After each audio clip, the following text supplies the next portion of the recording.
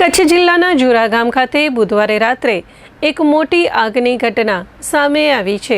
અયાના renewable power private લિમિટેડના ખુલ્લા પ્લોટમાં સ્ટોર કરાયેલ ઇલેક્ટ્રિકલ કેબલ, લાકડું, પ્લાસ્ટિક અને સોલાર પ્લાન્ટની સામગ્રીમાં અચાનક આગ ભભૂકી ઉઠી હતી। ઘટના અંગેની જાણ ફાયર ઓફિસરને મળતા જ ભુજ ફાયર વિભાગ તાત્કાલિક દોડી આવ્યો હતો।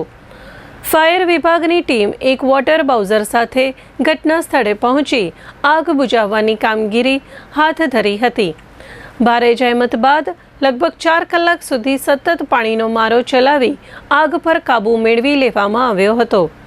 આ કામગીરીમાં ડીસીઓ ભાવેશ માતંગ તેમજ ફાયરમેન ઋષિ ઘોર, હિરજી રબારી, સંજયસિંહ સોઢા અને ઉજ્જવલ ગોસ્વામી સહિતનો સ્ટાફ જોડાયો હતો।